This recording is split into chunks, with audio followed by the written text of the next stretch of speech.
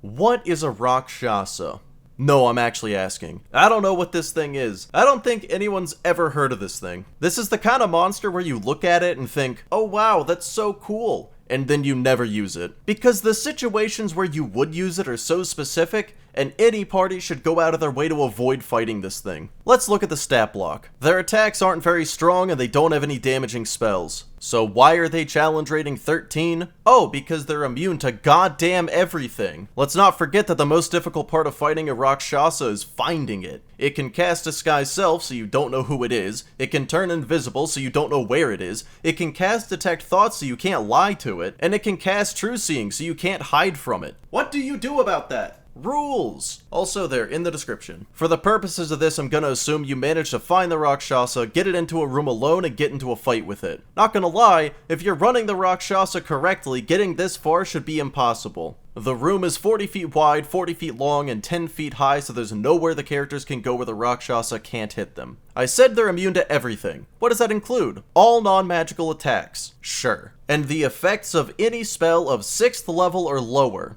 What in the hot fuckery is this shenanigans? Without magic items, that's all the things. That's everything you can do. Well, at least the answer isn't Magic Missile for once. First, we have to pick the classes and get around those immunities. The party's level 9. The party doesn't have any magic items, so fighters, barbarians, rangers, and rogues are all useless. The highest spell slot the party could have is 5th level, so that removes wizards, sorcerers, clerics, and tragically, bards. So the only classes that can even damage a Rakshasa, except for probably some subclasses I don't know about because I'm not a fucking encyclopedia and I don't know how to read, are paladins because Divine Smite isn't a spell, Circle of Moon druids because their attacks and their beast forms count as magical, Pact of the Blade warlocks because their pact weapon is magical, and monks because they can do anything. Surprisingly, the biggest issue with fighting a Rakshasa isn't all of the immunities. It's the fact that it can just fuck off whenever it wants, and letting the monster get away is not a victory. So unlike the other videos, this isn't finding a way to kill the monster before it kills you, it's finding a way to kill it before the party has to spend another 10 sessions tracking it down only for it to teleport away again and the DM getting banned from running games anymore for putting the players up against the evil demon Tiger Man. So the party has to kill it in the first round.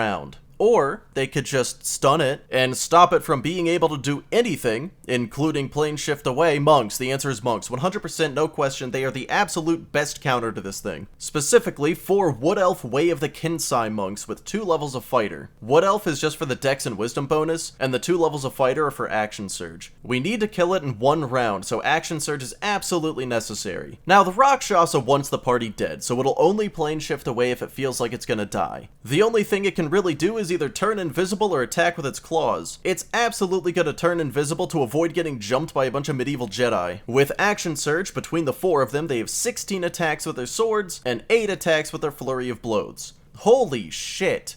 Math! Out of the 24 attacks, there's a 97% chance that at least 6 attacks hit. Only 6. The monks are going to use Stunning Strike on all 6, and with a DC of 15, the Rakshasa will have a 50% chance to pass each, which is a 98% chance that the Rakshasa's brain and body blue screen. So the Rakshasa is stunned the vast majority of the time. Since the Rakshasa is stunned, every attack now has advantage. Without action surge, each monk now has 4 attacks, and there's a 99% chance that 11 of the 16 hit. I'm gonna calculate this damage as the worst possible outcome. All 6 of the attacks that hit in the first round were unarmed strikes, 8 of the 11 attacks in the second round were unarmed strikes, and the remaining 3 were with the rapiers. That's 14d6 plus 56 bludgeoning damage, and 3d8 plus 12 piercing damage. But the Rakshasa's vulnerable to magical piercing damage from good creatures. So as long as the monks donate to charity and keep the orphanage arson to a minimum, that's actually 6d8 plus 24. 100% chance. There's a 100% chance that that much damage kills the Rakshasa. Taking the probability of the number of hits and the odds that it was stunned, the success rate of this strategy is roughly 95%.